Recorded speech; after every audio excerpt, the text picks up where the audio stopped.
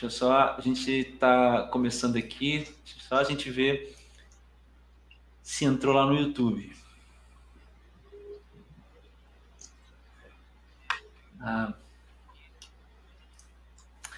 Legal. Boa noite, sejam todos muito bem-vindos, bem-vindas.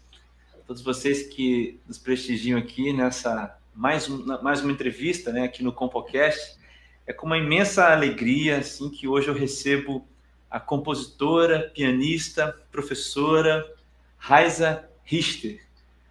E olha, vou ler aqui um pouco da vida e da formação da Raiza, e logo ela vai falar com vocês também um pouco. A Raiza Richter, pianista, compositora e professora paulista, residente no Rio de Janeiro desde 2007. Tem bacharelado em piano pela UFRJ, mestrado em música também pela UFRJ. Como pianista, junto com o clarinetista Bezalel Ferreira, compõe o duo Ferreira-Richter desde 2015. Em 2010, a Raiza conquistou o 3º lugar na categoria piano solo no concurso latino-americano Rosa Mística em Curitiba. No 29º concurso latino-americano Rosa Mística em Curitiba, no Paraná. Em 2015, junto com o duo Ferreira-Richter, conquistaram o 3º lugar no 5º concurso de música de câmara no Festival Vila Lobos, de 2015. Em 2016, conquistou o 3º lugar no concurso nacional de piano e canto de câmara da UFRJ, na categoria solo de piano. Desde 2018, é sócia do Instituto do Ator, dirigida por Celina Sodré, onde trabalha como pianista, compositora, durante a criação artística teatral. Em abril e maio de 2019, participou da programação do Instituto do Ator na Caixa Cultural, como pianista compositora nas peças Bar Planetário, Bergman e Noite das Russas. Como compositora, em novembro de 2019, foi uma das mulheres selecionadas para participar da Sonora 2019, Festival de Mulheres Compositoras na edição do Rio de Janeiro. Em julho de 2020, sua música Joy foi selecionada como semifinalista do Festival de Música da Rádio MEC e conseguiu chegar à etapa final do concurso, concorrendo à melhor música por votação popular. Em setembro de 2020, participou da programação do Sesc Convida, organizado pelo Sesc Brasil, apresentando-se na categoria de música brasileira de concerto, com recital online composto de suas músicas para piano solo. Em 2021, a Raiza participou da produção cinematográfica de IRMA, ou Irmã, não sei se é Irmã, ou Irmã, ou IRMA, Invasão Russa na Mata Atlântica, das diretoras Celina Sodré e Clara Chavot, como diretora musical, compositora, pianista e atriz. Como pianista do duo Ferreira-Richter, participou do projeto Beethoven Faz 250, apresentando a sonata para piano e clarineta, Opus 120, número 1, de Johann do Brahms. Para o segundo semestre de 2021, Raiza vai gravar o seu primeiro CD solo, o Piano de Raiza Richter, com suas composições para piano solo. Senhoras e senhores, sejam bem-vindos. E assim, essa é a compositora pianista Raiza Richter. Raiza, muito obrigado pela sua presença. É muito assim, para mim é um dia muito marcante ter você aqui participando de mais esse CompoCast. E eu queria que você desse as boas-vindas e já falasse um pouco da sua história para todo mundo que está assistindo. Fique à vontade. Bom, boa noite a todos. Primeiramente, eu queria agradecer esse convite. Eu fiquei realmente muito lisonjeada. Eu fiquei muito feliz de ser convidada para participar, né, de um podcast, live sobre composição. E, enfim, fiquei muito feliz pelo convite. Muito obrigada, André. E muito obrigada a todos que estão assistindo, que vão ficar aqui com a gente hoje. Estou muito empolgada para tudo que vai vir. Bom, eu acho que o André já falou bastante sobre, acho que os últimos anos, né, da minha carreira, mas acho que eu queria só salientar mais algumas coisas, né, que a música, ela sempre fez parte da minha vida desde pequena. Eu comecei o estudo de piano com 4 anos de idade. Aí eu entrei no conservatório, isso lá na minha cidade natal, Ribeirão Preto, interior de São Paulo. Aí, com 7 anos, eu já estava fazendo aula de piano, e aí eu entrei no curso básico, aí eu segui aquela coisa direitinho de conservatório, sabe? Curso básico, curso técnico, e aí já emendei na faculdade. Então, eu terminei o ensino médio, terminei o ensino técnico em música e já decidi fazer música, né? E aí eu estava pesquisando, assim, qual o melhor lugar, qual a melhor faculdade. Eu sabia que eu, de qualquer maneira, eu queria sair de Ribeirão Preto, né? Tinha um pouco aquele espírito aventureiro de adolescente, claro, né? Sair da casa dos pais e tudo mais, que é muito comum no interior de São Paulo, né? Lá a maioria dos meus colegas, pelo menos, tem essa cultura de fazer faculdade e ir para outra cidade. E aí eu estava pesquisando as melhores universidades, aí naquela época tinha o tal do guia do estudante, né, nas bancas de jornal, e aí a gente comprava para ver, assim, melhores. Enfim, a UFRJ era uma delas, e o que mais me chamou a atenção foi a história da UFRJ, né? O André também estudou lá, a gente se conheceu lá, inclusive, então ele conhece a escola que eu estou falando. O que mais me chamou a atenção foi a história, né, porque era o antigo Conservatório Imperial, depois virou universidade, enfim, não lembro agora direito, Instituto Nacional de Música, enfim, e aí o que me chamou a atenção foi toda essa vivência que tinha lá, né, passou Vila Lobos, passou fulano e tal, então, e aí eu vim para o Rio de Janeiro, e aí comecei a fazer faculdade, me identifiquei, assim, logo de cara, no primeiro semestre, que era realmente isso que eu queria, mas desde sempre foi mais só o ensino do piano, que a minha vida inteira eu fui focada e direcionada para estudar. Né? E aí a gente vai falar um pouco como que foi essa virada de chave, que aí eu fui para composição, né? Que aí é relativamente recente, porque desde os 4 que eu toco piano, mas só desde 2017 que eu comecei a compor, né? Então, ainda está um pouco recente isso, assim, na minha vida. E, eu acho que desses trabalhos todos que o André já falou, esses concursos, esse trabalho que eu tenho com o Du Ferreira Richter, que é um trabalho que eu já tenho há muito tempo, meu colega Bezalel, clarinetista. Enfim, tem vários professores aí que eu fiz aula, que eu poderia até dizer, mas são muitos, né, para homenagear. Mas eu acho que é isso, acho que entrei na FJ, terminei o mestrado lá, e acho que é isso, está bastante dito. Um pequeno parênteses aqui, pessoal, vocês podem mandar as suas perguntas aí no chat, tá? No YouTube, que eu vou anotando aqui para depois perguntar para a Raiza, tá? Podem ficar super livres assim para fazerem as perguntas que vocês quiserem. Tem muita gente que vai assistir ou está assistindo a gente aqui, Raiza, que está começando a carreira. A Alissa, por exemplo, que está assistindo aqui, é uma menina de 8 anos, assim, um prodígio no piano. Nossa! E sonha em ser pianista. Então, acho que ela está curtindo muito aqui a entrevista com você, viu? Bom, Raiza, eu faço uma pergunta sempre para todo entrevistado, né, aqui, toda pessoa que vem, que é a seguinte: o que é composição? É a pergunta que já joga na fogueira, assim, né? Já começa com uma pergunta assim, né? Muito simples, só que não. Então, eu acho que estava pensando nessa pergunta, né? Que é composição? Eu acho que para mim a composição que, enfim, está ligada à música, é uma das maneiras, eu acho, que o ser humano conseguiu inventar de maneira de fazer uma criação artística. Então, acho que nesse sentido, a composição, a música, ela está inserida numa coisa muito maior, que é o que eu chamo, que nós sabemos, que é a arte, né? A arte. E aí, então, a composição, a música, estando nesse âmbito, acho que engloba muito mais que a arte, eu acho que, para mim, eu preciso falar o que seria talvez o objetivo da arte, né? O que seria, para mim, a arte. Eu acho que a arte nada mais é do que um veículo que transporta a gente do cotidiano, do real, para uma coisa, e transporta e transcende a gente para uma coisa mais alta. Né?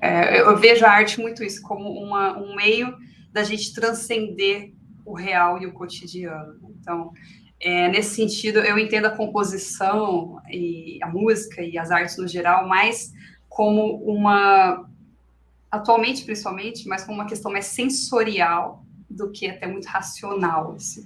Tanto que as minhas composições, eu acho que elas dão um pouco isso, assim, ela não é uma coisa mais cerebral, assim, de você, é uma coisa mais assim, senta, escuta e vê o que acontece, né? Não sei se eu consegui responder bem. Claro, com certeza. Então, assim, o processo da improvisação, ou esses processos, né, de improvisação inseridos na composição,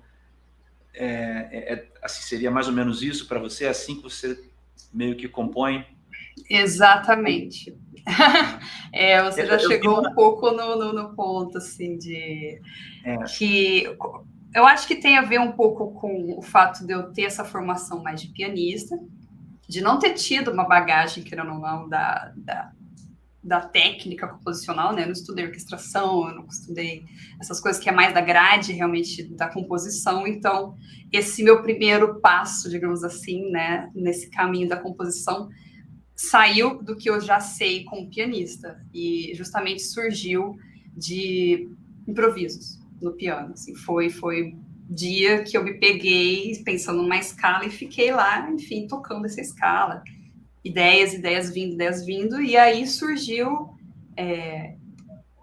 coisas interessantes, né? Eu passei a gravar, aí no que eu via, ficava minutos e minutos tocando, assim, sem parar, improvisando, né? Comecei a gravar, comecei a perceber que tinham coisas interessantes, e aí eu comecei a realmente estruturar, né? Sei lá, uma parte A, uma transição, uma parte B, parte A de novo ou não. E aí eu comecei a estruturar esses improvisos. Então, sim, hoje eu chamo meio que de primeira fase, assim, como compositora, surgiu justamente de improvisos no piano. Entendi. Interessante. Eu sempre faço essa pergunta porque convivo com muitos compositores que eu sou um deles que precisa muito de ter um planejamento, sabe? E eu acho que essa liberdade para compor é tão assim natural porque a gente acaba falando, porque a gente comunica algo que é assim muito real, sabe? Porque aquilo sai naturalmente, né? E não existe uma falta de estrutura, porque depois que você tem um material criado ali, você estrutura o material, né, Raiza? Uhum, Isso exatamente. é muito, acho esse método de compor, assim, inclusive, muito bom para usar para os alunos, assim, sabe? Ele é muito... Sim, não, eu passei a fazer isso com os meus alunos, né? Passei a trabalhar improviso, e aí tem alunos que eu nem exijo, eu estou compondo uma música, eu comecei a compor. Aí eu acho ótimo, sem eu ainda não estou abordando especificamente composição, né? Às vezes tem um ou outro aluno, mas é nessa técnica, né? Vamos começar a brincar nessa escala aqui. Pô, mas a gente pode contrastar um pouco uma parte B, vamos colocar, sei lá, elementos mais rápidos, né? Mais curtos, articulação diferente. Então, Isso sim, é muito bom. justamente. É uma ferramenta muito didática, muito boa. Né? Isso que eu ia falar, uma didática muito boa. E assim, Raiza, como é que foi assim acrescentar essa prática composicional à prática pianística? Assim? Como que foi o início dessa relação? Como é que ela se dá, essa relação pianista-compositora, já que a sua formação desde muito pequena foi no piano, né? Como é que você entende? Como é que foi essa transição, né, para a composição e como é que é essa relação pianista-compositora, compositora-pianista? Pois é uma relação, por enquanto, ainda um pouco conturbada, porque foi e ainda é acho que agora não tanto, mas lá no início que eu comecei a compor, eu estava me deparando por questões assim, de uma certa maneira existenciais, porque eu tinha criado na minha cabeça, né? A gente fala do ego, a gente cria, né, uma identidade, e eu criei uma identidade de a vida inteira, pianista. A vida inteira, coloco uma partitura, destrincho aquela coisa, enfim, e a fidelidade à partitura, e nunca fui estimulada a improvisar, isso hoje eu percebo que acho que é uma falta da cátedra de piano, assim, né, da disciplina piano no geral. Acho que hoje pode estar melhorando um pouco, tá tendo talvez mais incentivos à improvisação, à criação, e não só tanto só a partitura.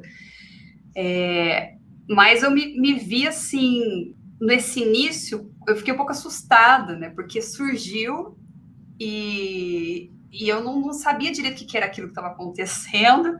E aí eu me deparava assim, eu acordava, porque eu tinha uma rotina totalmente pianista. Eu estudava de manhã, sei lá, 3, 4, 5 horas, depois dava minhas aulas. Aí eu acordava de manhã, olhava pro piano, mas e aí, será que eu estudo ou eu sento para compor? E agora, o que eu faço? O que eu me dedico? Né? Então, assim, não foi... E também tem essa questão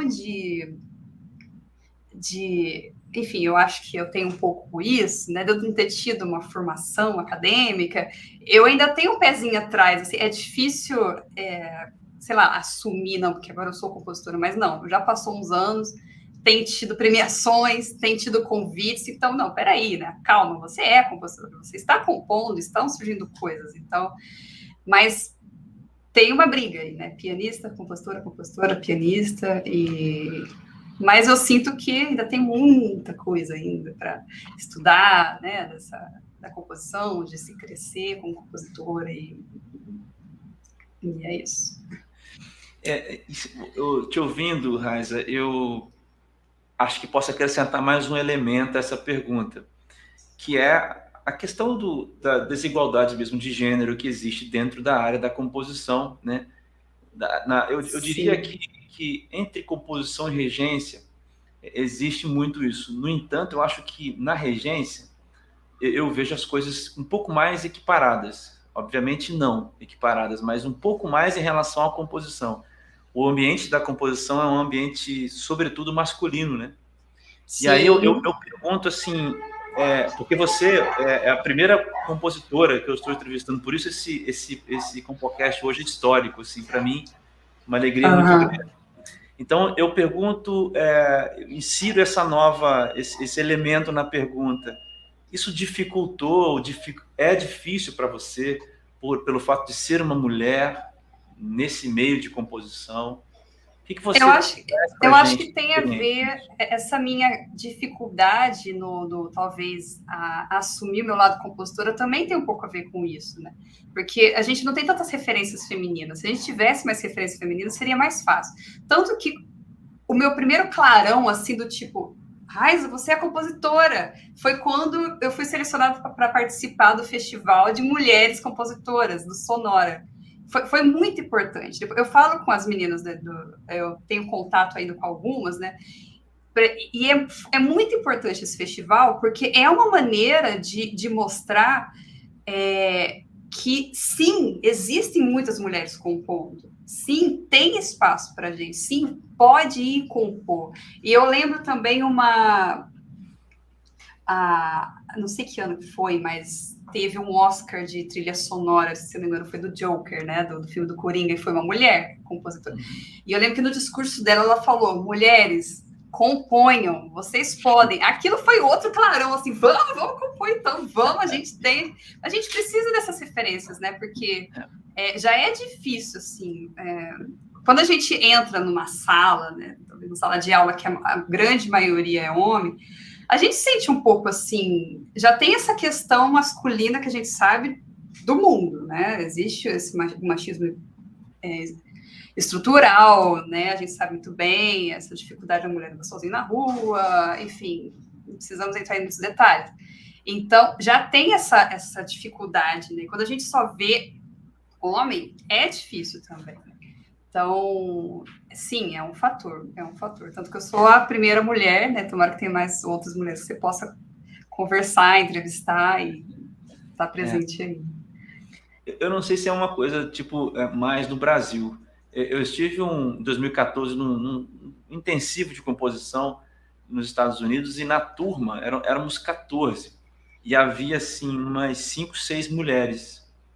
E esse tema até foi abordado, foi levantado. Eu até tentei também, ela não conseguiu contato depois, mas aqui no Brasil a gente tem a Josi, né, de Oliveira, Maria Rezende, e eu fico imaginando para elas, né, que tem uma carreira consolidada, né, já, como foi para elas assim há 30 anos atrás, como deve ter sido, né, essa experiência para elas.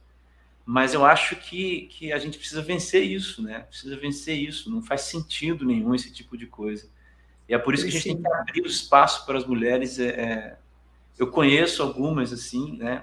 Que compõem. E alguém escreveu aqui, ó, essa mulher compõe. Hashtag essa mulher compõe. Ah! Exatamente. É a hashtag, se eu não me engano, do Sonora. Que surgiu sim. tudo de uma movimentação em mídia social de essa mulher compõe, tipo, uma movimentação feminista mesmo, de mostrar, tem mulheres que compõem, sabe?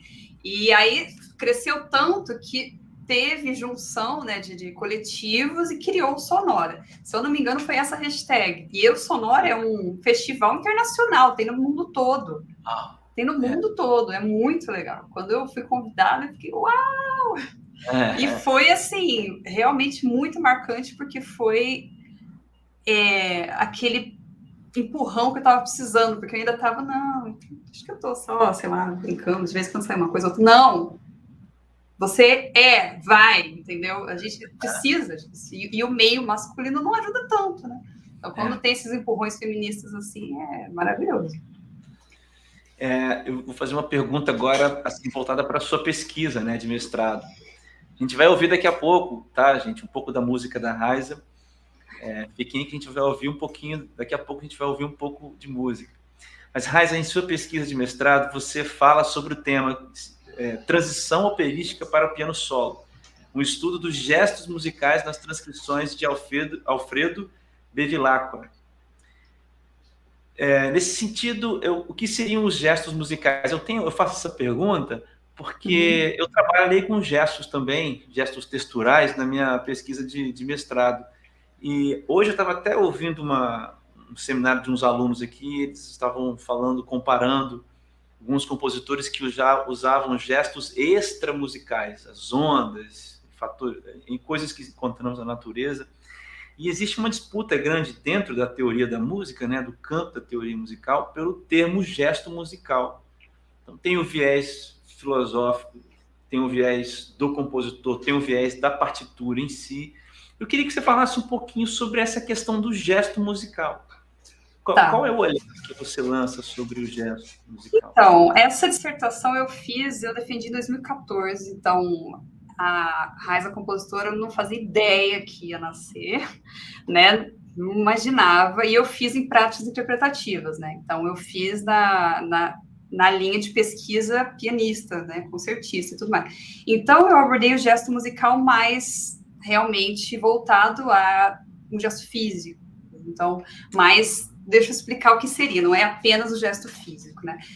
Então, hoje eu entendo, até mais do que nunca, depois a gente vai levar para o meu lado, agora que eu estou no teatro, né? Então, hoje, olhando para trás, eu percebi que essa minha questão com o cênico já estava lá desde o mestrado. Mas o que seria o gesto musical? O gesto musical seria o resultado sonoro que o músico intérprete transmite segundo a sua interpretação do grafismo da escrita musical. Então, seria o seguinte, o pianista, ou, enfim, o músico que está tocando uma música, ele tem a partitura na frente, que seria, aí eu chamo na minha dissertação de gesto musical do compositor, mas eu chamei de grafismo, se não me engano, já faz um tempinho, né? Então, ele tem a leitura da partitura, e aí, conforme for o desenho melódico, enfim, a escrita musical, ele precisa escolher o gesto físico ideal para tocar aquilo, para desempenhar e resolver numa sonoridade que ele quer. Então, por exemplo, para quem toca piano vai entender um pouco. Quando a gente tem arpejos que subindo e descendo, né? Eu falo lá que o ideal é um gesto físico axial, circular completo, né? Que a gente é como se tivesse um lápis aqui, a gente faz um círculo com a mão. Então, o gesto musical é isso, é exatamente o músico intérprete conseguir decifrar a partitura, o que o compositor queria, o gesto musical do compositor do grafismo, e escolher o gesto físico correto para poder ter a sonoridade, que aí seria o final disso tudo, que é esse gesto musical que eu estou chamando. né? E por que eu entrei muito assim? E hoje que me intriga mais, por que eu entro muito nessa questão do cênico? Porque a gente vê assim, mais no âmbito pianista, mas eu acho que talvez outros instrumentistas também. Muitos, às vezes você entra em concursos de piano, de Chopin, não sei o quê, você vê um monte de pianista tocando e fazendo umas caras estranhas, né? Faz umas expressões exageradas, às vezes levanta a mão, faz uma coisa assim baixa. Assim, com o tempo eu fiquei olhando, gente, mas por que ele faz isso? Mas isso está escrito na partitura, mas por quê? Enfim, então tem toda essa relação, né? Quando eu falo de gesto musical, eu acho que hoje eu entendo bastante mais também para essa.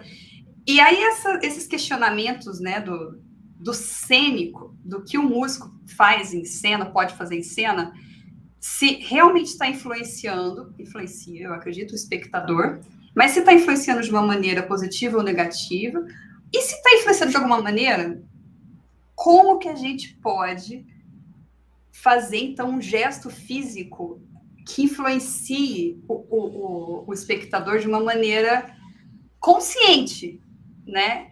E aí que eu entro um pouco pro teatro, por isso que eu entrei no teatro, talvez, não sei se é até a próxima pergunta. Sim. Né? Não sei se eu consigo responder o que é gesto musical para mim. Sim, eu vou fazer uma pergunta agora, tentar fazer assim, uma engenharia reversa, então.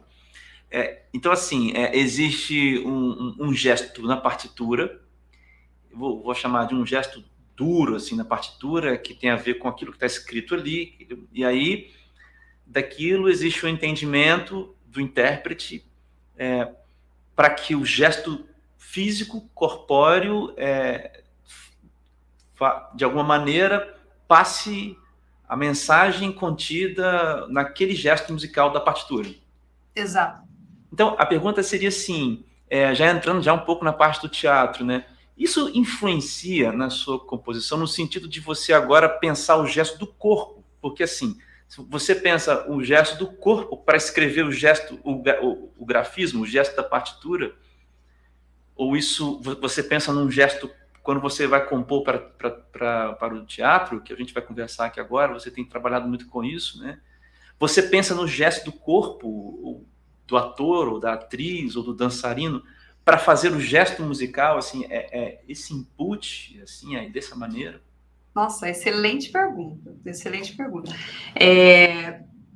Eu diria que o que influencia nessa minha composição no teatro é sim o gesto físico dos atores, dos personagens, mas não o gesto físico meu.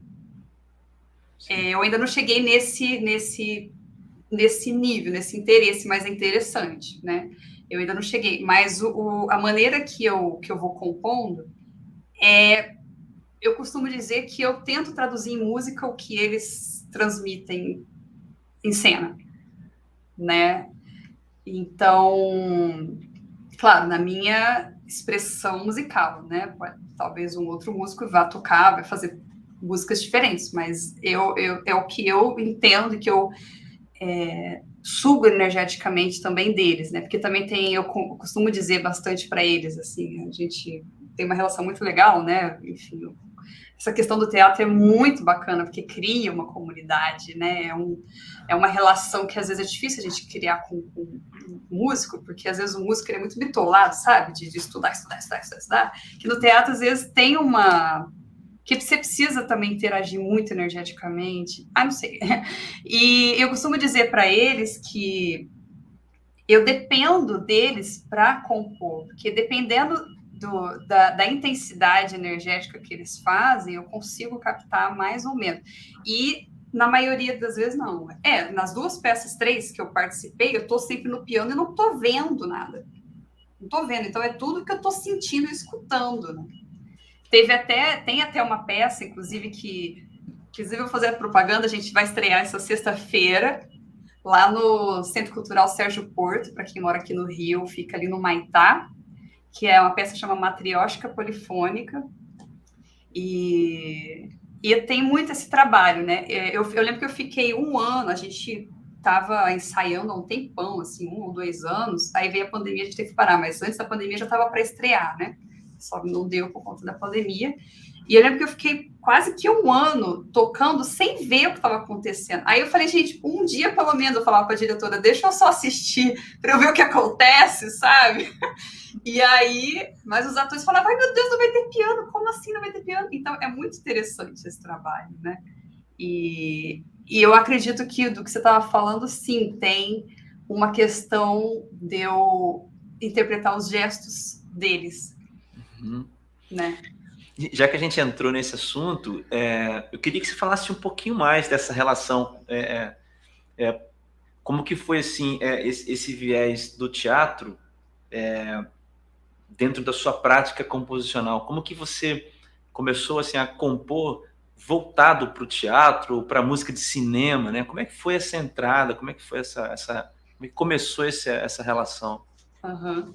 Então, eu acho que, antes de qualquer coisa, a minha entrada no teatro já foi, ou no estudo do teatro, foi justamente na mesma época que eu comecei a compor. Então, olhando para trás, eu falo, gente, tem a ver uma coisa com a outra, né? Porque uma coisa muito importante foi que teve, na época, assim, eu estava numa fase meio me questionando sobre o meio musical, vendo esses pianistas fazendo essas caras estranhas, eu ficava, sabe, perguntando o que é isso, gente, mas é isso que eu quero, o que não é, enfim, tava num momento meio assim, né, revoltos, e aí eu tinha uma amiga do yoga, que ela é atriz, e ela falou, olha, toda quinta-feira tem um espaço lá na Lapa, chama Instituto do Ator, que tem um grupão Grotowski. É um encontro que a diretora, Celina Sodré, a gente vai sempre estudando um texto do Grotowski. Não fazia ideia quem era Grotowski, quem que é Grotowski, mas ela falou assim, olha, é um espaço teatro, mas o que é falado lá serve para qualquer área artística, eu acho que você vai gostar. Então, fui. E logo de cara eu já me identifiquei totalmente, assim, luz baixa, um tapete persa, todo mundo sentado em volta, incenso, é uma coisa super aconchegante, assim, falei, gente, fui entrando assim, né? E aí, o que mais me cativou foram as palavras do Grotowski. O Grotowski, ele foi um diretor teatral importantíssimo, ele faleceu em 92, se eu não me engano, e a Celina Sodré, que é a diretora do espaço, foi discípula dele, né? É discípula dele. E basicamente, o que me identificou muito é exatamente o que ele entende de arte, né? E ele entende que arte, é o que eu tentei explicar antes, não sei se ficou muito claro, é que é um meio de transcendência, é um meio de você realmente conseguir conquistar uma coisa alta. E nós, como músicos, performers, atores, sei lá, escritores, artistas plásticos, nós somos apenas veículo dessa coisa para a gente transcender, né? Então, esse questionamento e essa mudança de... Então, realmente, eu estou ali como apenas um veículo de alguma coisa. Eu sou só um veículo, eu não sou... Enfim, eu me identifiquei totalmente, né? E aí eu comecei a estudar, comecei a ler. E aí, nesse meio tempo, eu comecei também a ter essas experiências composicionais, né? Então, eu acho que eu começar a pensar de outra maneira me ajudou a também enxergar o piano também como uma outra fonte possível de criação. E importante também, depois de 2 anos frequentando o grupão, eu tomei coragem, que eu estava lendo Crime e Castigo, do Dostoiévski, eu estava tocando uma sonata de Kabalevski, e na minha cabeça, a história do Crime e Castigo é exatamente a sonata. Eu falei, gente, a sonata tá narrando Crime e Castigo. Olha aqui, essa aqui é a cena das machadadas. Plá, plá, plá, plá. Isso aqui é a cena daquela loucura daquele almoço lá do Marmeladov, né? O almoço do fúnebre e tal, todo mundo jogando um monte de coisa, né? Um no outro. E aí eu falei, gente, será que dá pra fazer alguma coisa? Enfim, aí eu tomei coragem, cheguei lá na Celina, ela nem me conhecia, eu só frequentava o grupão. Comentei essas ideias, assim, ela... Não, tudo bem, pode vir aqui na sexta-feira, a gente está fazendo trabalho justamente com os russos. E aí começou tudo, né? E ali foi muito importante esse primeiro encontro, porque foi exatamente a primeira vez que eu toquei a minha composição para outras pessoas. Porque até então não tinha coragem de tocar, porque eu ainda estava naquela... pianista, coada de que isso está acontecendo, ainda não tinha me assumido, digamos assim, né? Uhum. E ali eu senti um ambiente acolhedor que não iria me julgar e que talvez iam gostar. E realmente mudou tudo, eu tô tocado para eles. Porque aí eu tive comentários, eu tive depois convite de outros trabalhos, e enfim, e aí começou todo esse trabalho com eles, até hoje eu tô lá, e quem puder ver esse resultado, sexta-feira tem, sábado, domingo, é uma peça que é um resultado de estudo. Me surgiu, assim, na verdade, algumas perguntas. A primeira pergunta que é a seguinte: como que você trabalha com a instrumentação? Por exemplo, se você está fazendo música para uma peça, é sempre compondo para o piano, ou você tem assim a possibilidade de outros instrumentos? Enfim, como é que é isso? Como é que é isso, Raiza? Uhum. Bom, então, no caso dessas peças de teatro, por isso que eu coloquei ali também atriz. Eu estou em cena, né? O piano está em cena. Então eu toco, completamente diferente. Não, e a Celina é fantástica, né? No dia seguinte, assim, o primeiro ensaio, eu fui, claro, só fiquei assistindo. Aí no segundo ensaio, ela não vai lá no piano e toca o que você achar. Aí eu, tá. Sorte que Muito eu bom. já tinha, tipo assim, improvisação em casa, já sabia o que é. Mas foi um empurrão que eu precisava e daquilo surgiu maravilhas, né? Porque aí foram surgindo ideias, e aí essas ideias se transformaram em outras composições. Mas basicamente o que eu faço lá com eles, né? Durante essa peça, eu vou fazendo um fundo musical, conforme que eu vou escutando deles, que eu vou sentindo deles. Foi por isso que eu estava falando lá de antes. Eu vou traduzindo os gestos dele, físicos, em gestos musicais. Eu tinha pensado que você tinha uma reunião de direção e de criação, aí levava para casa, via e compunha. Quer dizer, a composição é ali na hora. É ali na hora. Uau, Ali na hora. que legal, que incrível. E assim, nossa, assim, então quer dizer, a questão da improvisação é muito forte para você no processo. É muito forte. Intuição também, esse trabalho agora da Matrioshka que a gente vai estrear são músicas que eu fui fazendo, assim, né? Com o tempo, eu não decidi já tudo no primeiro dia, no mesmo dia, né? Porque eu precisava entendendo o personagem, eu precisava entendendo. Também eu vou muito da fala, né? Tipo, eles vão aumentando a voz, eu vou também aproveitando e aumentando o som do piano, vai ficando mais tenso, eu coloco mais tensão. Mas do que eu também já tinha falado, né? Mais questões subjetivas, né? Pode ser que outro músico não ache e faria outra coisa. Uhum. Mas sim, é uma questão muito improvisatória, mas ao mesmo tempo também tem uma escala por trás, né? Eu penso no intervalo, que vai ser melhor ali, né? O trítono para um momento mais tenso, a quinta justa para um momento mais celestial, Mas foi engraçado que teve um dia que eu não tava conseguindo achar a cena, porque tem a fala da Ana Dostoiévskaya, da esposa do Dostoiévski, ela vai narrando o dia que ele pediu ela em casamento. E aí eu tava, né, numa escala que não tava gostando. Aí teve um dia que eu descobri ali, né, no ensaio, eu falei, gente, eu preciso anotar. Aí eu fui lá e anotei, é mixolídio, essa escala bonita, que dá uma coisa assim. E aí eu consegui, né, então...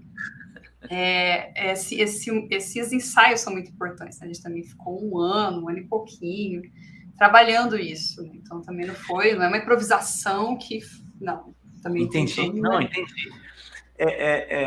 Então quer dizer assim, eu vou fazer a pergunta da Gigi, mas antes de fazer a pergunta, então eu acho que assim, é uma fusão da improvisação, mas da interpretação do gesto, né, do ator.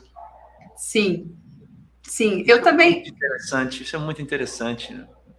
Depois que eu comecei a ler muito também sobre o Grotowski, e eu acho que eu já tinha um pouco essa ideia, eu acho que a música ela pode ser muito imagética. Depois eu li também, lendo a biografia do Beethoven, que eu acho que ele escreveu isso sim, que todas as músicas que ele compôs, ele tinha uma história por trás.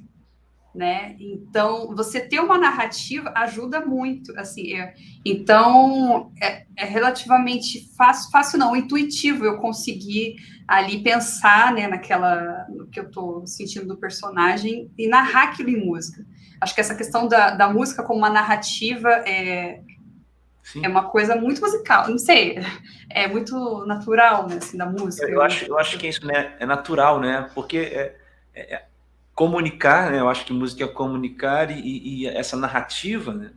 Transformar a música numa narrativa é muito próximo ao que a gente tem, né? Como processos de comunicação mesmo, o texto, ponto, vírgula, parágrafo, frase. Sim, eu canso de dizer para os meus alunos, não, porque você não está fechando a frase, porque eu não estou entendendo a sua frase, você precisa, cadê a vírgula aqui? Precisa da respiração, enfim, a frase como frase mesmo, assim como a gente tem frase.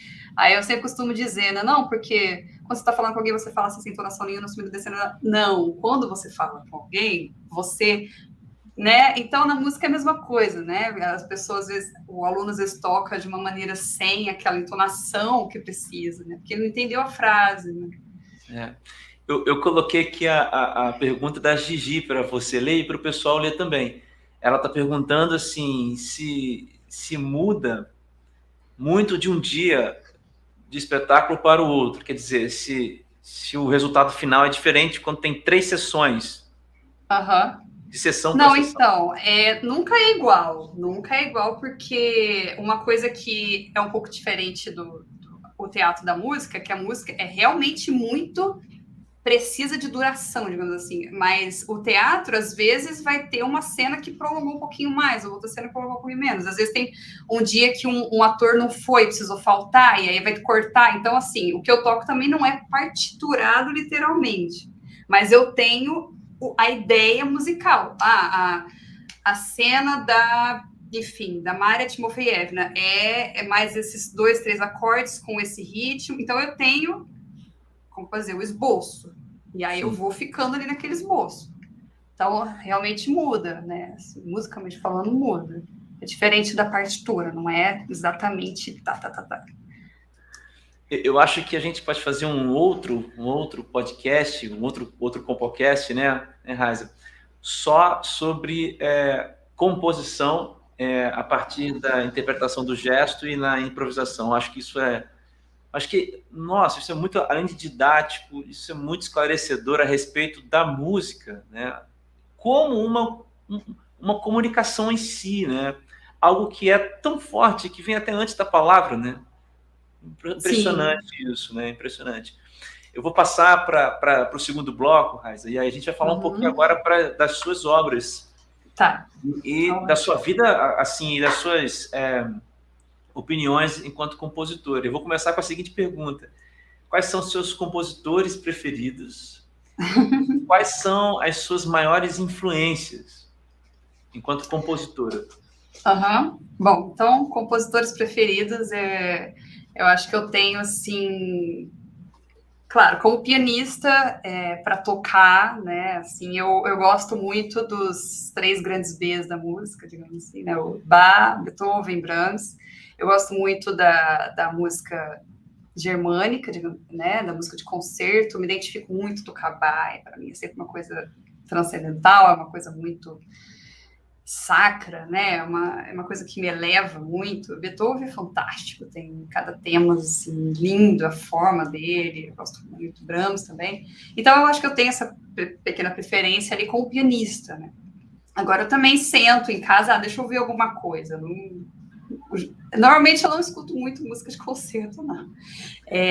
Mas tem uma referência musical que eu sempre gosto de falar, que para mim é uma grande artista atual que nós temos, que é a Björk. A Björk é uma cantora islandesa, né? E ela, eu acho que ela é uma artista completa, porque além das composições serem fantásticas, ela também tem um apelo visual, né? Os clipes, os videoclipes dela são sensacionais, as capas, CD, a arte, às vezes o figurino, uma coisa assim que você fala, que é isso, gente? E é fantástico. Então, ela me influencia muito também, desde a primeira música que eu escutei, Eu falei, nossa, isso é diferente.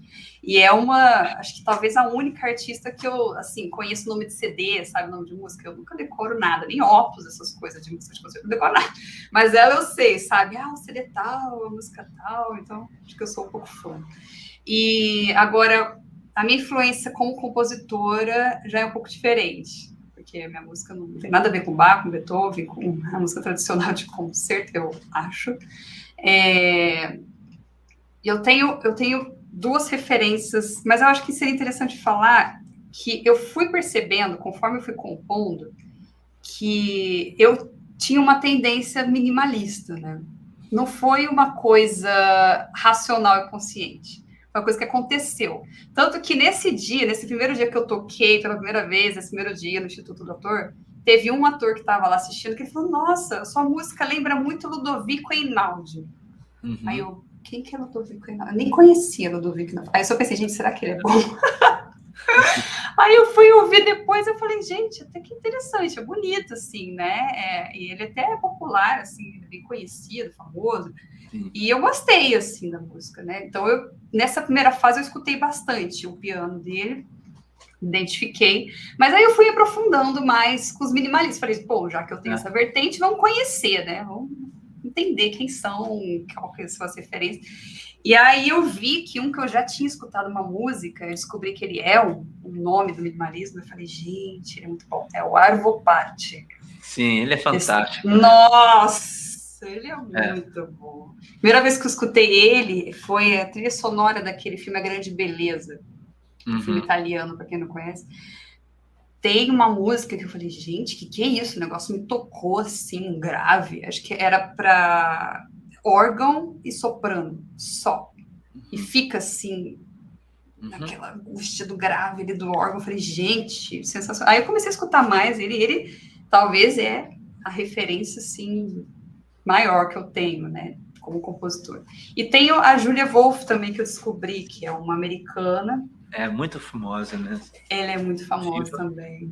Viva, exatamente. Que eu gostei muito da música dela também. Estou gostando muito da música dela. Sabe que ela está em muitos júris de concurso de composição, né? Aliás, tem um site, Raiza, que você deve conhecer, né? O The Composers Site. Fica com 2 S, né? Na hora de colocar lá o endereço, coloca o apóstrofe. Fica The Composer Site, né? Assim, 2 S.com. E ali tem vários concursos no mundo todo, né? Concursos de composição. Tem encomendas, tem várias coisas. E ela é um nome, assim, realmente está sempre em júris e tal. Se não me engano, ela é professora na Universidade de Nova York. Ah, Nova York. Eu sabia que era lá em Nova York. Eu ia te perguntar uma outra coisa, agora eu acabei esquecendo. Mas depois eu lembro. Sim. Esse lance do minimalismo a gente vai voltar daqui a pouco. Então, pessoal, a gente selecionou 3 obras. Hoje vai ser muito bom o podcast, porque a gente vai ver partitura e a gente vai ouvir também.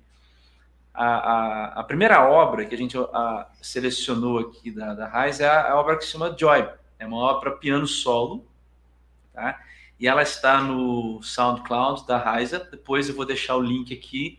Eu vou reeditar aqui a descrição. Vou colocar lá o SoundCloud da Raiza para você ouvir as obras. E ela foi gravada, essa obra, pela própria pianista, pela própria compositora. É a Raiza que gravou. Aliás, uma interpretação assim belíssima. Vocês têm que ouvir. Eu tenho algumas perguntas. Primeira pergunta é: por que o nome da obra? Eu senti que é uma música realmente para cima, alegre e tal. Então a intenção foi essa mesmo, trazer a ideia da alegria. Sim, sim. Bom, Joy faz parte dessa minha primeira fase de assim, como compositora, que a gente já falou bastante, que tem muito essa questão do improviso, né? E acho que uma coisa importante de Joy é que foi o início dela, né? As ideias iniciais dela foi eu tocando piano, brincando com meu sobrinho de 2 anos e meio na época. Que legal. Então tem esse lado lúdico, né? Esse lado brincalhão, mas assim, de criança, essa inocência, essa alegria pura e inocente da criança, né? Por isso que eu quis dar Joy. E acho que outra influência que talvez foi um pouco de homenagem é que eu pensei também no Ode to Joy, que é em inglês, né, o título do poema que Beethoven musicou na Nona Sinfonia, né? Então é um pouco também de homenagem, porque Ode to Joy, a Nona Sinfonia tem essa coisa também, né, que dá uma... Claro que não tem nada... Acho que não dá para comparar uma peça com a outra, foi mais uma homenagem, assim, né? Talvez desse sentimento. Tentei talvez passar um pouco desse sentimento de joy, de alegria, de pureza, de fraternidade, né? Que fala bastante também. E eu vou perguntar assim, eu percebi que uma característica rítmica na obra, assim, muito forte, eu percebi uma coisa até mesmo um pouco brasileira, talvez, assim, mas também percebi harmonicamente a influência do minimalismo, né? Que você acabou de falar. E aí eu queria perguntar se essas coisas foram conscientes. Por exemplo, não. Desculpa. Não foram conscientes, porque foi realmente de improviso, né? Então surgiu. O que foi consciente depois foi a estruturação. Falei, não, peraí, deixa eu também fazer uma parte B, né? Vamos fazer uma parte B, aí depois seria interessante voltar para a parte A de novo, fazer um ápice, e depois, essa parte foi mais consciente, mas... E a escolha da escala também, né? Que eu amo o modo lead, assim, o modo lead sim. Ele dá essa coisa, né? E o ritmo simplesmente surgiu comigo ali com o Lohan, entendeu? Eu ali precisava fazer uma coisa animadinha e surgiu. Mas agora eu percebo é baião, né? Meio baião, assim, tal. Pois é. Mas não foi consciente. Né? Não foi consciente. Eu simplesmente fiz para ele dançar ali comigo, né? Eu fiz um pouco, sei lá, de musicalização com ele. Que legal. A gente tem uma pergunta aqui da Alissa. Eu vou colocar essa pergunta agora. Ela não está dentro do nosso assunto aqui, mas ela pergunta o seguinte: como era a sua rotina de estudos, no caso como pianista, né, aos 8 anos de idade? Nossa! Ela tem 8 anos. A Alissa tem 8 anos. Olha, quando eu tinha 8 anos de idade, eu já estudava piano já há um tempo. E eu tinha aula uma vez por semana. E nessa época eu ainda não tinha piano. Olha só, eu fui ter piano só com 14 anos. Então, se você tem piano, aproveite. Se você não tem, aproveite onde você tem o piano, seja na escola, né? Mas eu tinha a rotina de fazer a aula em um dia e estudar no conservatório 1 ou 2 vezes na semana. E eu lembro que antes da aula eu também estudava um pouco. E agora eu não lembro exatamente a quantidade de tempo, mas não sei se eu ficava 1 ou 2 horas o dia que eu ia lá estudar, que já faz um tempinho, né? E eu lembro que o estudo era bem estruturado, a professora deixava direitinho o que tinha que fazer. Primeiro faz isso, depois faz aquilo, né? Escala, exercício de leitura, aí depois as músicas, o repertório, né? Então, tinha essa rotina. E eu também fazia aula de outras coisas que ajudou muito, né? Não sei se é o caso dela, mas um canto coral, uma prática de conjunto, isso é muito importante para desde o início conseguir colocar também, né? Muito bom. Ela toca violino, faz outras coisas. Perfeito. Bom, a segunda obra, e gente, aqui vai uma surpresa agora, tá? A segunda obra que a gente escolheu para falar hoje é uma obra que me encantou. Quando eu ouvi, eu fiquei assim, parei, fiquei assim ouvindo. Chama-se Calada, a obra, que é para piano solo. E olha só, a Raiza vai tocar hoje essa peça para gente e a gente vai ver a partitura. Então, antes da gente perguntar, será que a gente pode ouvir antes da gente fazer as perguntas? O que você acha, Raiza? Eu acho até melhor, porque depois eu falo, aí todo mundo já vai ter aquela escuta direcionada, né? Deixa eu compartilhar aqui a partitura, então. Deixa eu abrir aqui.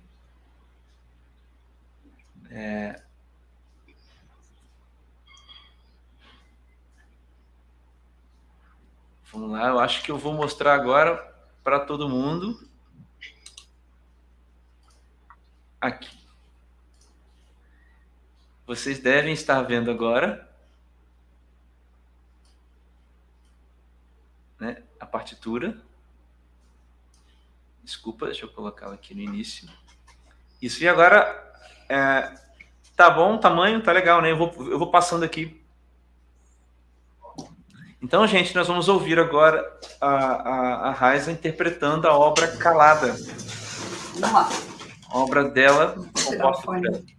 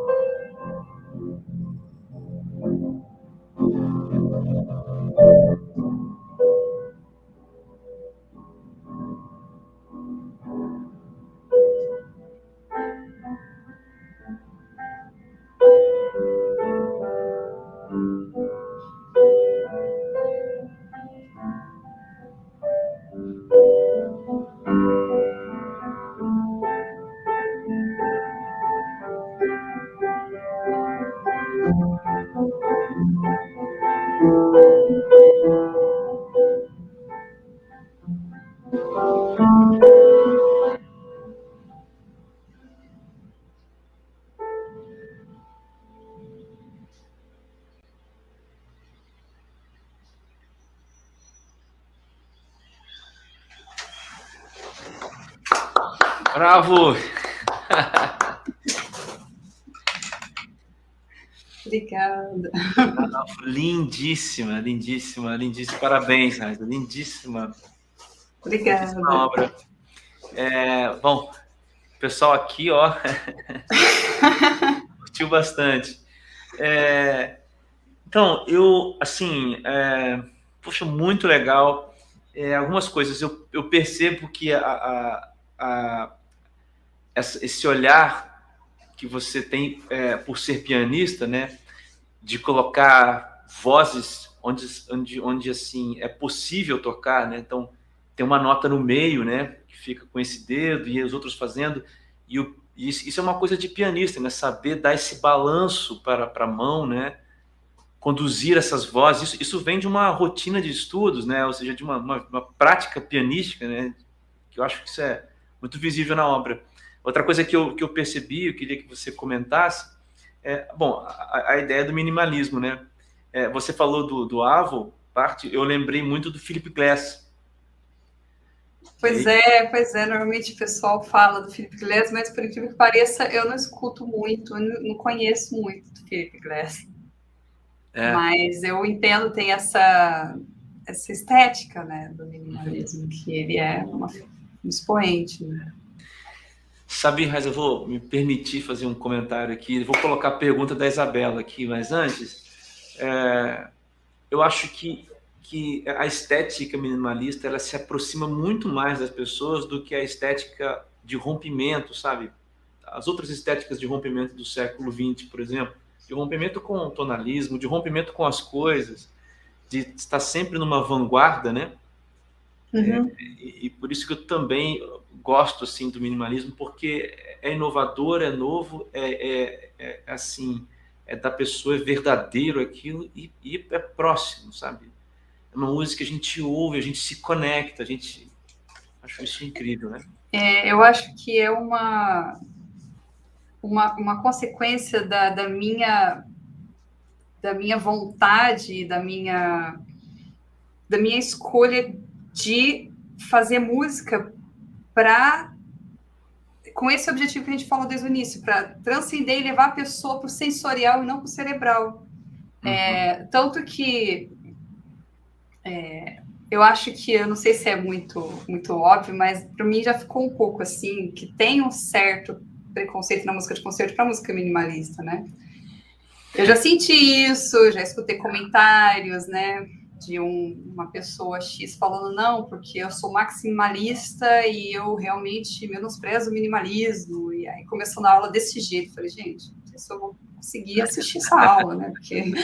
Então, assim, tem tanta coisa bonita. Então, é porque, assim, eu acho que nosso mundo contemporâneo, ele é muito... Acho que o pensamento homem, né, assim, tem esse raciocínio mais cartesiano, né, 0 e 1, então tem uma coisa muito racional que se vangloriza mais do que, às vezes, uma coisa mais simples, né, mais simples e complexo, eu também acho muito complicado dizer, mas uma coisa, às vezes, com menos mínimo, né, com menos, então vem aí do mínimo, às vezes pode tocar e mexer em quem está ouvindo de uma maneira muito maior do que a coisa que foi completamente cerebral. Sim. E talvez lá no início, por que eu estava com tanto medo de mostrar para as pessoas minhas músicas? Porque no fundo eu sabia que ela era minimalista, ela tem esse menos, então ela não tem uma cerebral assim. Então eu estava com essa angústia porque eu sabia que podia vir comentários. Mas aí, conforme eu fui mostrando para as pessoas, para o público que eu realmente quero atingir, que é o público não músico, o público leigo, aquele que precisa de alguma coisa para... Enfim, a função da arte, né, precisa, sei lá, ajudar a pessoa no momento que ela está passando, e a música pode ser um alívio para ela, e eu percebi que a minha música estava tendo esse resultado. Eu falei, então, peraí, tem a sua importância. Às vezes é maior do que muito matemático e cerebral, né? Então, acho que tem um pouco a ver com o que você estava falando. Na academia, assim, né, a gente... se a gente escreve, se a gente não segue, ainda mais quando a gente é estudante na graduação, né? Se a gente não escreve coisas do século XX, do século XXI, a gente é taxado como alguém assim que está, sabe, fora da curva, uma arte que não precisa ser aproveitada, não precisa ser ouvida e tal. Eu acho que existe uma distância, porque assim, eu sou da matemática também, né? Então, eu pesquiso sobre isso, relações entre música e matemática.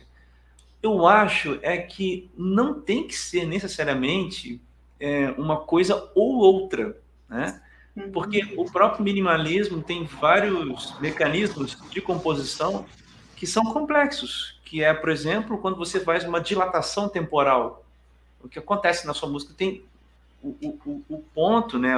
Os pontos de ataque, eles começam a sofrer uma certa defasagem. Defasagem é uma técnica também minimalista de composição.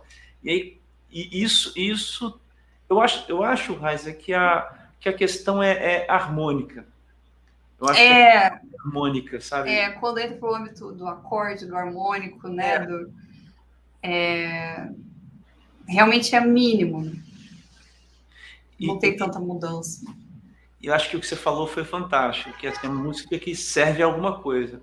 Eu conversei com o professor Marcos Nogueira, da FRJ, também no Compocast, e falou: essa música tem que ter um propósito, né? É para quê, né? Então, eu acho que serve para um propósito. A gente usa coisas difíceis de ouvir, por exemplo, para uma cena num cinema, uma cena de um filme, né? Querendo dizer, você pode... Bom, você tem o caso mais famoso do semitão,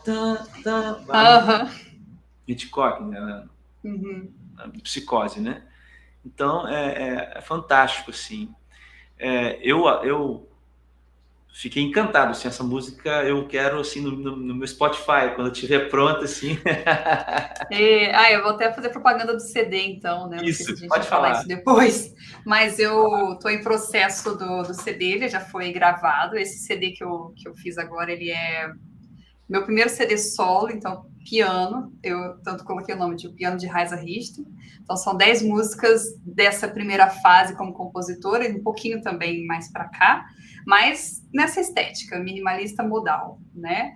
E a parte de gravação de estúdio já foi, agora eu só estou esperando burocracia de registro e tudo mais, mas acredito que no final do ano, mais tardar, no início do ano que vem, já vai estar aí disponível, vai ter Calada, vai ter Joy.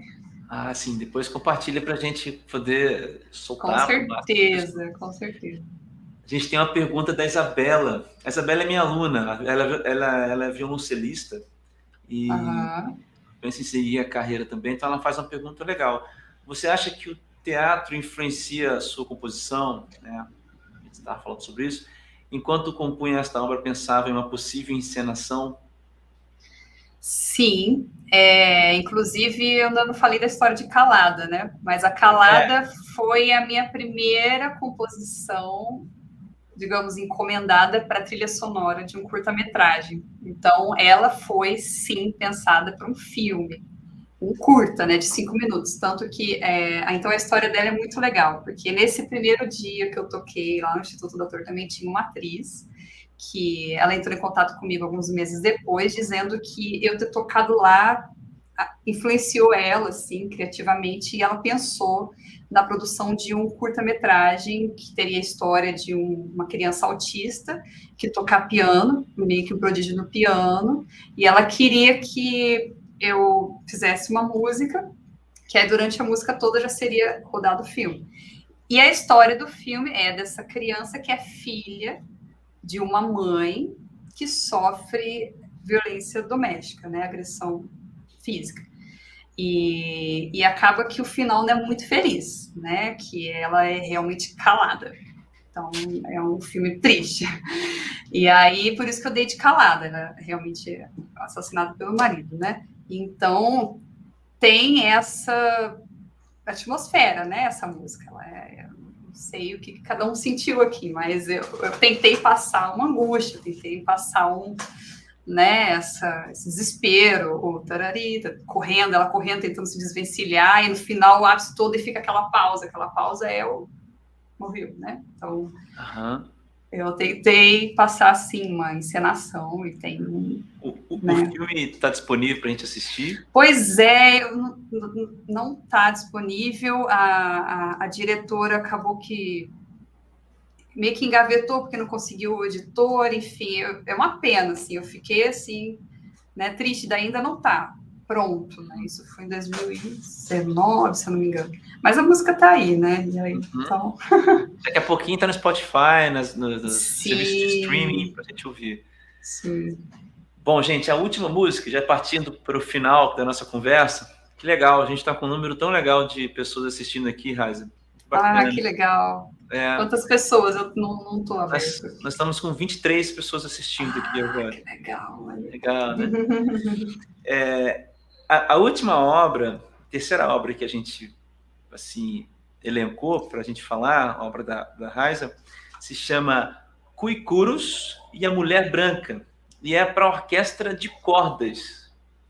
Ó, ela não foi estreada, tá bom? É uma obra que não foi estreada, e então assim a gente não vai poder também ouvir o MIDI da obra, o arquivo MIDI, porque tem um contrato de exclusividade, inclusive, né? Tá, porque tem que ser inédita, né? Quando for ser tocada pela orquestra que me contratou, tem que ser a primeira vez, tem que ser estreia. Então, eu prefiro não divulgar por enquanto.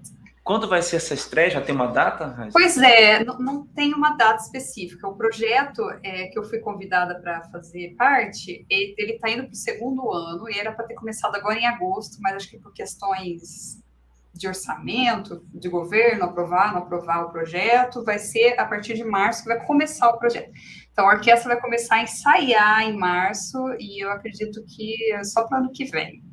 Né? Mas no seu site, nas suas redes, você vai divulgar? Ah, com certeza. Quando estiver disponível, quero que o mundo escute, todo mundo escute. Bom, e aí, para essa peça, pessoal, eu pedi a Raiza para ela compartilhar com a gente a partitura. Sim. e ela pensar assim, alguns pontos e ela falar sobre porque essa obra é diferente. Ela não é para piano, ela é para uma orquestra de cordas. Então, queria saber, assim, sabe, que você falasse para a gente, Raiza, quais foram os desafios, se foi a primeira vez escrevendo fora desse ambiente do piano, como é que foi, se teve alguém para falar de instrumentação, orquestração, de possibilidades para os instrumentos, Sim. ou se você ouviu, como é que foi o processo? Pois quando eu recebi esse convite, eu fiquei ligeiramente assustada, ligeiramente não, muito assustada, porque eu nunca tinha composto para nada fora do piano, e eu até foi um incentivo assim muito grande, né? Que foi esse maestro de São Paulo, Enio Antunes, para quem conhece, ele que é o diretor desse projeto e me convidou para compor. E aí eu deixei bem claro, assim, não, eu toco com certeza, mas é a primeira vez que eu vou escrever para orquestra de cordas. Então, eu falei assim, que ele é violinista, né? Então, ele falou, não, qualquer coisa eu posso te ajudar, vamos conversando. Mas foi todo um processo eu peguei um dia e fiquei escutando concerto, acho que aquele concerto duplo de violoncelo e violino de Brahms. Aí fiquei escutando, então quando tem ligadura é assim, quando tem não sei o que é assado, porque eu não estudei isso, né? Então para ter essa sonoridade tem que ser esse acento, para ter... Aí eu fui, né, fui escutando, fui entendendo, e teve um ensaio, foi muito bacana também, que o Enio me convidou para um ensaio que ele estava fazendo com essa orquestra que ele rege. Foi um ensaio online, mas eu vi ali ele trabalhando e pedindo certas articulações, né? Então, eu fui entrando na escrita da orquestra de cordas mais ou menos assim, né? E essa música em especial, ela, posso dizer que é um pouco de resquício do trabalho de Irma, né? Não é irmã, é Irma mesmo, é uma sigla, né? Então, a gente fala Irma. E porque foi um filme que nós fizemos, né, que eu fiz a trilha sonora, que a temática, a personagem principal é uma indígena contemporânea. Então, foi todo um processo de inserção na cultura dos povos originários. Então, fiquei vendo vídeo no YouTube, escutando as sonoridades, as músicas, né? E uma desses vídeos que eu fui pesquisando foi dos índios cuicuros, do Alto Xingu, e eu fiquei impressionada com o ritual deles lá, dança, né, e tal, e principalmente com um instrumento que chama taquara, que é um instrumento de sopro, assim, não sei se é um bambu comprido, que eles assopram, tem um grave, parece um... Nossa, que assim, nenhum som eletrônico faz aquele som, assim, uma coisa impressionante. Eu fiquei chocada, falei, gente, eu preciso de um som desse. Aí eu fui conversando com alguns amigos que até têm contato mais, assim, com etnias, né? Só que eles falaram, né, que, olha, é muito difícil você conseguir um instrumento desse, porque para eles é uma coisa sagrada, é um elemento sagrado, um objeto sagrado. Né? Aí eu fui mais ainda, né, nessa cultura indígena, enfim. O objetivo desse projeto que eu fui convidada era fazer uma dança brasileira, na verdade 2, né? Então eu compus 2, essa é uma delas. E aí, inserida nesse contexto dos índios, né, da cultura indígena, eu pensei nos cuicus, eu falei, gente, vou fazer uma coisa voltada com os cuicus. E aí foi essa obra que eu vou apresentar para vocês, né? Então vou compartilhar a tela aqui.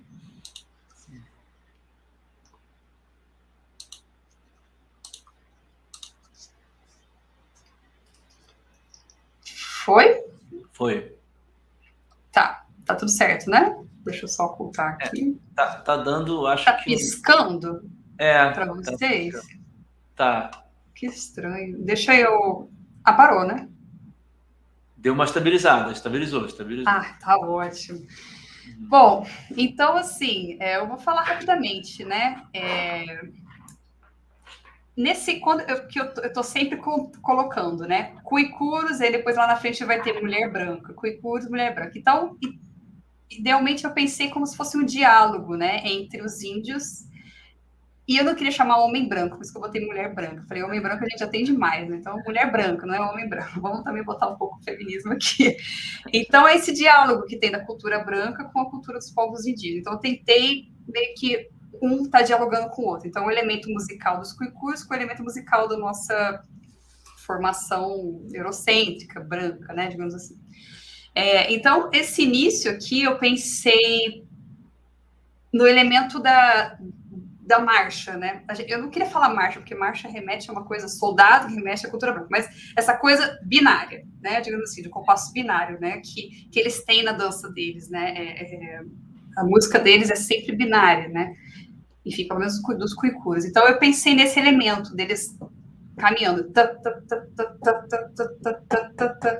E aí eu coloco um semitonzinho aqui para dar aquela tensionada boa, né? Porque aí remete um pouco à questão da afinação, porque quando a gente escuta música dos povos originários e nosso ouvido, né, temperado, a afinação temperada, soa estranho, a gente até chama desafinado, mas eu acho que isso é errado, né? Porque é simplesmente uma afinação diferente, são temperamentos diferentes, não é nem temperamento, né? Afinação diferente. Então, eu tentei dar um pouco dessa sensação que nós sentimos com o semitom, né? Que a gente sai do lá sustenido e depois vai para o si, que no caso, e mantém o lá aqui nos outros violinos. Então, fica esse... né? Gostosinho de ouvir. Aí, esse rezão do grave aqui, eu tentei imitar a taquara, né, com os graves.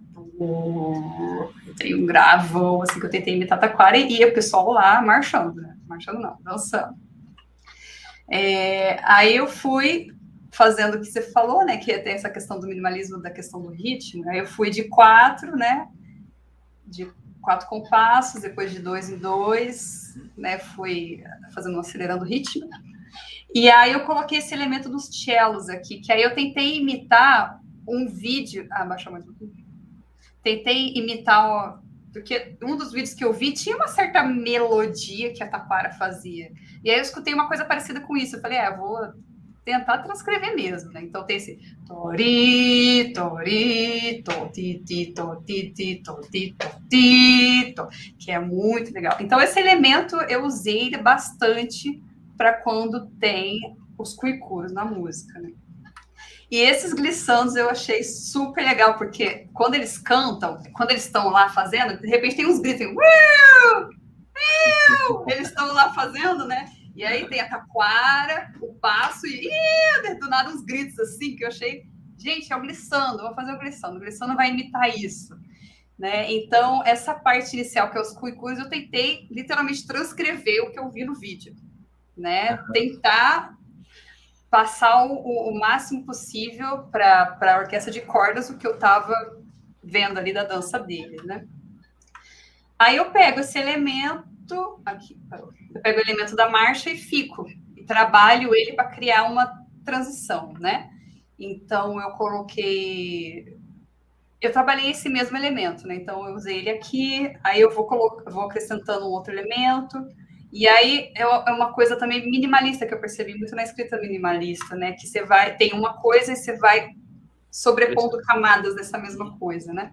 E eu tentei usar os mesmos elementos, né? De uníssono, oitavado, e volta, e aí eu vou tensionando, vou diminuindo, então aqui eu vou fazendo de novo um condensado, né, desses elementos, até que chega aqui no ápice de todos os instrumentos estarem fazendo coisa desses elementos, né, e aquele grave da taquara aqui de novo, e aí cresce, e aí acaba a transição e a gente vem para a parte da mulher branca, né. Aí aqui, essa mulher branca, a gente vai ter o elemento, porque eu quis prevalecer a marcha, não queria falar marcha, mas não tem como falar, né? Esse elemento da dança, das cocheias, durante toda a peça. Esse ostinato rítmico, né? Isso, ostinato rítmico, ótimo, melhor. Para caracterizar que o índio ainda está lá, né? O indígena ainda está lá e é presente, né? O que está mais presente. Mas aí essa melodia aqui que eu coloquei, aí vem o legato, né? Essa contramelodia, e são ideias musicais que eu tive para um quarteto de cordas lá atrás, que eu tentei começar a compor. Aí falei, gente, acho que eu vou aproveitar esse elemento e colocar, então, né? Já que a gente tem uma orquestra de cordas, acho que eu vou jogar aqui. E acabou que deu certo, enfim, eu gostei, né? E então essa parte, quando tem esses elementos mais na nossa linguagem eurocêntrica, melódicos, eu chamei de mulher branca, né? E cuicus, porque tem o elemento do ostinato rítmico. Aí eu trabalho esse elemento e aí eu vou colocando, né? Eu vou conversando, né? Tem uma coisa que eu percebi que eu faço bastante nessa música, eu vou substituindo os lugares que mostram a mesma melodia, né? Então, primeiro foi no violino, aí depois eu fiz na viola, aí o que fazia de glissando era em um instrumento, eu coloquei em outro. Então, são várias análises combinatórias dos elementos, digamos assim. Então, eu acho que isso tem um pouco do minimalismo, né? Eu estou sempre com as mesmas ideias, só que mostradas de maneiras diversas, assim. E aí eu vou chegando, acho que num clímax dos glissandos, e aí tem, mais uma vez, o elemento rítmico, mas aí eu coloco uma articulação um pouco diferente, que aí agora é pizzicato, né, que eu não tinha botado. Então, eu aproveitei bastante esse elemento ostinato rítmico para fazer as transições, né? Estou percebendo isso agora. E aí, esse elemento de terças, com esses acentos, que é um pouquinho diferente. Mais uma vez, eu vou fazendo ele como transição. E aí depois acho que vai ter de novo a mulher branca. E aí é que essa parte eu trabalhei ela como eu percebo que estou trabalhando bastante nas minhas composições, né? Que acho que tem a ver com minimalismo. Eu pego um elemento em um instrumento, mantenho ele pelo trecho todo. No compasso seguinte ou 2 compassos seguintes, eu coloco um outro elemento. Depois, 4, 5 compassos seguintes, eu coloco outro elemento. Mas, conforme vai chegando, eles vão ficando. Então, é meio que uma sobreposição, um acúmulo. É uma adição, vai adicionando... Né? Isso, vai adicionando isso, vai criando essa tensão e chega no ápice, né? Que aí que seria, né? Começa com o violino 2, eu percebo que eu gosto bastante de arpejos e aproveitar o que você falou, que talvez vem lá do piano, né?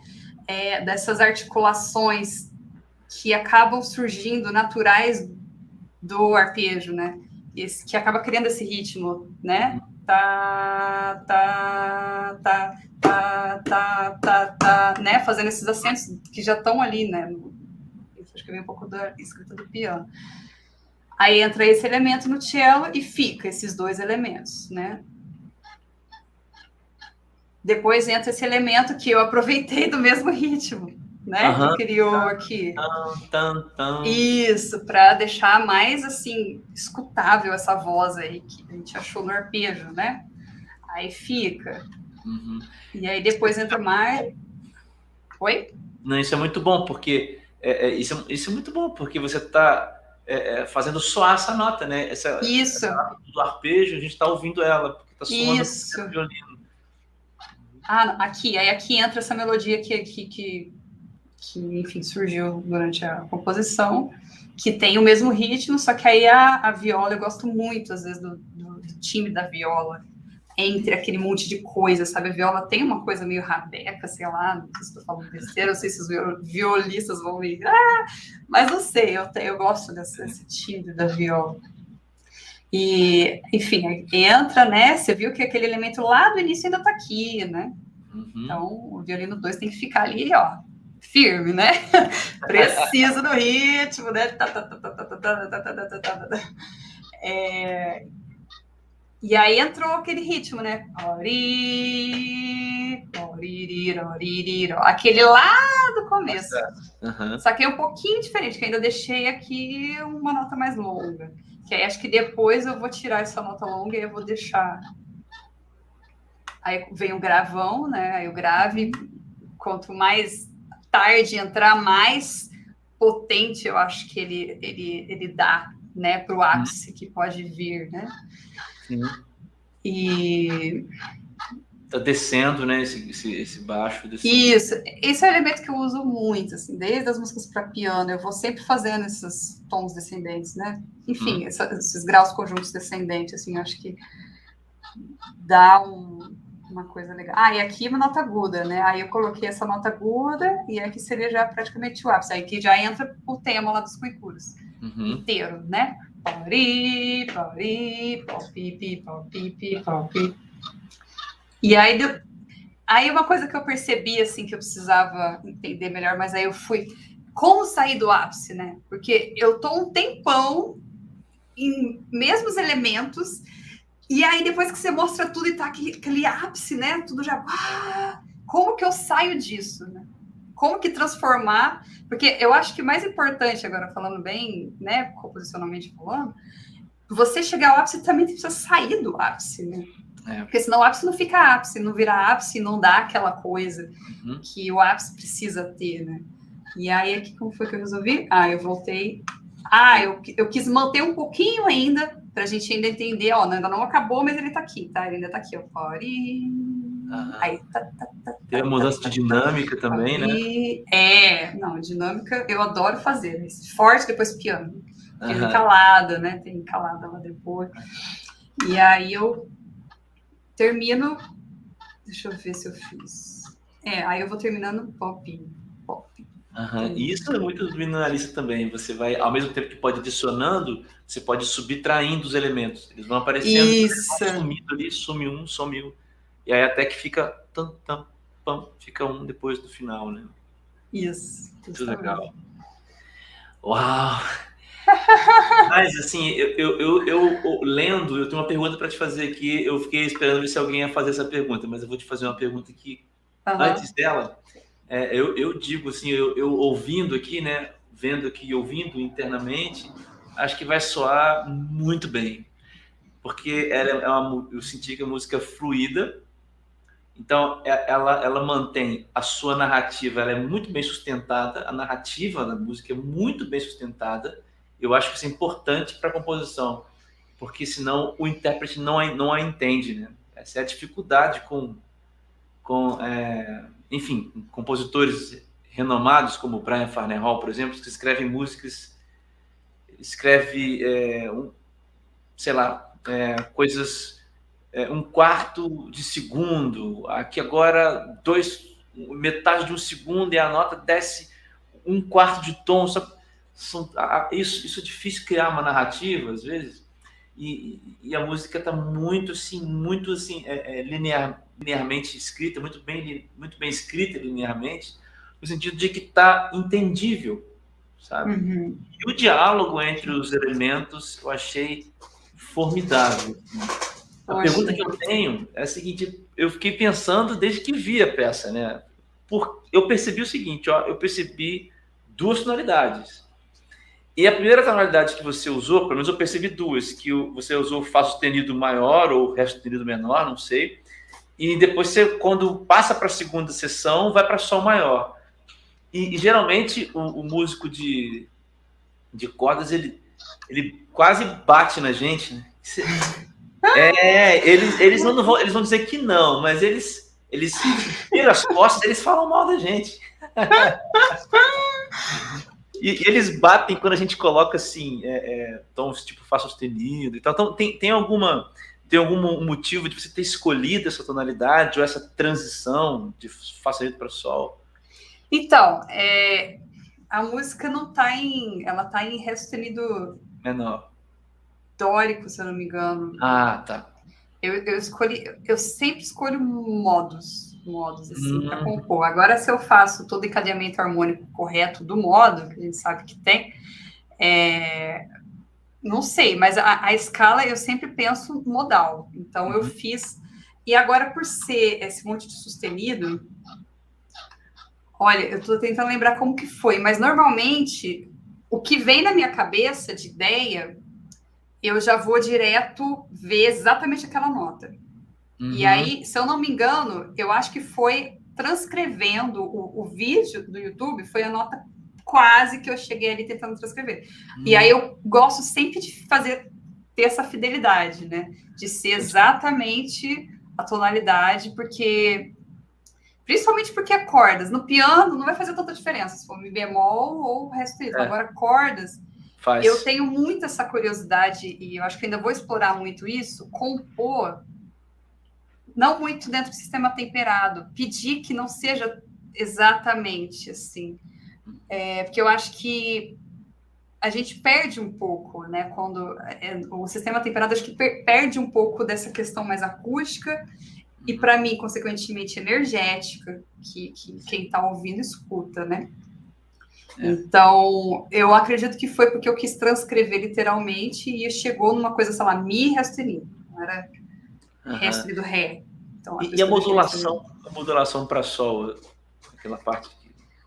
Porque eu acho que eu quis sair um pouco do centro de atração que estava. Assim, eu quis dar uma mudada. Realmente.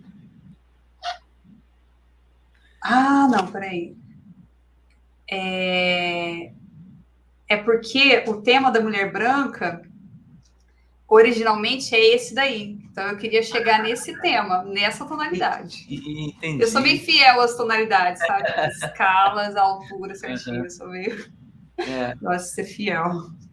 Assim, eu fiquei super, super curioso, assim, para ouvir o resultado. Eu já ouvi aqui na minha cabeça, agora eu queria ouvir, sabe?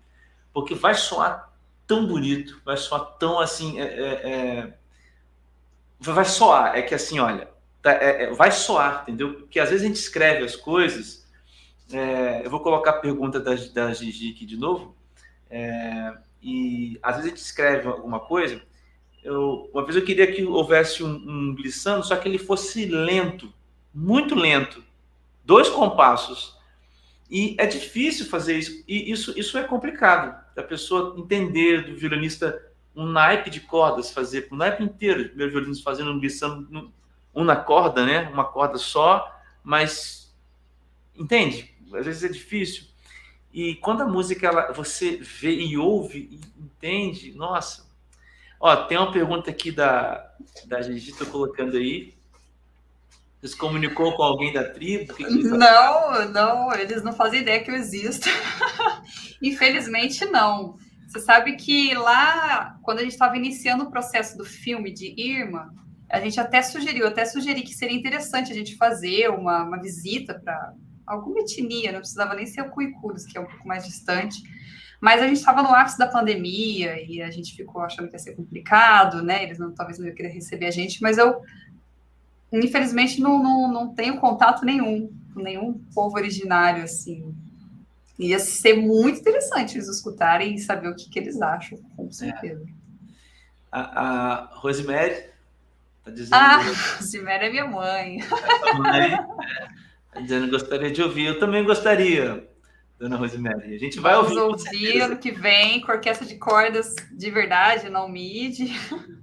E eu também tô louca para ouvir, tô louca. Fiquei triste quando o maestro comentou que tinha sido prorrogado o início das atividades, mas tudo bem, né? Mas vamos ouvir, com certeza. Raiza, eu quero te agradecer, a gente está chegando ao fim do nosso podcast, da nossa conversa aqui.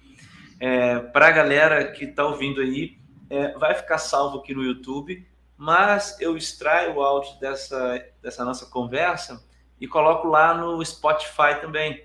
Então é só você digitar lá no Spotify Compocast, você vai encontrar esse daqui a pouquinho, daqui a uns 15 dias, eu demoro uns 15 dias para o pessoal consumir aqui no YouTube e depois ir lá para o Spotify. Aí vai, Spotify, Deezer, Apple Podcast, enfim, quase todos os serviços de streaming de áudio, você vai encontrar, as pessoas podem encontrar essa entrevista aqui maravilhosa, espetacular, com a Raiza, essa pianista incrível e compositora também formidável.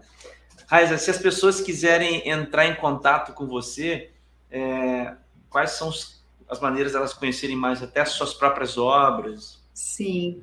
Bom, eu tenho o Instagram, né, que é o meu nome, Raiza Richter, @RaizaRichter. Eu tenho meu canal no YouTube, que também é só digitar, youtube.com/Raiza Richter. Lá já tem algumas músicas, algumas gravações, mas não é a gravação do CD em si, né? Tem o Facebook também, que é só um pouquinho diferente, quem for direto é facebook.com/Richter Raiza, mas se digitar Raiza Richter piano, pianista, vai achar. Tem o meu site também, raizarichter.com, e em breve vai ter o meu CD disponível, né? Então ainda estou vendo aí a melhor forma de distribuir, mas tem essas mídias sociais aí para me achar com certeza. Então, se alguém quiser fazer alguma pergunta que porventura não tenha feito aqui, através do seu site tem lá um e-mail para a pessoa? Sim, no site tem e-mail, inclusive o WhatsApp. Legal demais, legal. Eu vou colocar na descrição do vídeo, pessoal, o Facebook, o Instagram, o SoundCloud, tem o SoundCloud também, esqueci. Lá tem 4 músicas, essas 4 músicas vão ter no CD também, mas eu cheguei a fazer há um tempo atrás uma gravação semi-profissional, então eu coloquei lá no SoundCloud, só que vai ter daqui a pouco a versão CD mesmo delas, mas tem disponível também para ouvir no SoundCloud. Legal, bacana. Bom, quais são as suas considerações finais, as palavras finais? Poxa, estou muito feliz de estar aqui, fiquei muito contente com o convite, adorei falar tudo que a gente conversou, enfim, muito obrigada pela presença de todos que estão aí, pelas perguntas, pelo interesse. Mulheres aí vão compor, podem compor, continuem na música, mostrem o poder que nós temos. E, André, muito obrigada pelo convite. Fiquei muito feliz quando você entrou em contato com a gente fazer esse podcast. Me senti, como eu disse, foi mais um empurrãozinho, porque veio de um homem. Primeiro convite, né? E como compositor, então, assim, dá uma certa segurança para a gente de, poxa, meu trabalho está sendo reconhecido. Então, realmente, muito obrigada pela oportunidade. Imagina, eu que agradeço, assim, foi uma noite incrível, assim, foi um tempo de muita qualidade, sucesso para você, Raiza, que a sua arte, né, a sua música, ela sirva de inspiração para muitas outras mulheres e outras pessoas também, homens, enfim, qualquer pessoa que queira compor. Eu acho que é inspirador, assim, a história que você conta, a sua história, né, a sua relação com a música, a maneira tão sincera, assim, e tão honesta, né, e assim, sua mesmo, sabe, de compor. Eu acho isso fantástico, quando alguém consegue ser autêntico. Eu acho isso uma qualidade que não se pode ensinar, não se adquire autenticidade na universidade. É a caminhada que faz, né, a gente alcançar a autenticidade. Eu consigo perceber muito na sua música isso. É muito legal. Então, assim, parabéns, obrigado mais uma vez. Poxa, obrigada aí pelo elogio, fiquei muito feliz. Queria só deixar mais uma vez o convite para quem estiver no Rio de Janeiro, sexta-feira, estreia peça Matriótica Polifônica do Sérgio Porto. Com certeza quem estiver me seguindo, quem for me seguir, vai ter novidades sobre isso. Legal. Gente, mais uma vez... eu esqueci de dar um recado aqui. Hoje, amanhã e até sexta está acontecendo o Musmate, que é um congresso do grupo Musmate lá da FRJ, um grupo de pesquisa do qual eu faço parte, que pesquisa relações da música com a matemática. Tem muitas coisas legais sendo faladas. Sim. E amanhã é um dia que eu apresento um artigo. Eu apresento um artigo na terça e na sexta. Amanhã, 13h. É só digitar Musmate aí no Musmate mesmo. No YouTube que você encontra o canal e aí os links estão todos lá, enfim, as chamadas já estão todas lá. Fica o convite, tem vários concertos, mesas redondas, enfim, muita gente legal, professores de várias universidades do mundo participando, é bem legal. Bom, gente, obrigado por vocês ficarem com a gente, acho que a gente bateu o recorde, esse é o podcast mais longo. Uau! Melhor, assim, de muita interação com as pessoas. Obrigado por vocês estarem aqui com a gente até agora. Então, eu vou deixar depois os contatos da Raiza. E é isso, a gente se vê na próxima. Muito obrigada, viu? Eu que agradeço. Gratidão. Alguém? Aqui a Alissa deixou um recadinho pra gente. Parabéns, Raiza Richter, André Codesso. Obrigado. Obrigada, Alissa. Estuda bastante, hein? Que o piano vai te surpreender. Legal. Tchau, tchau, gente. Uma boa noite. Tchau, gente. Boa noite. Tchau.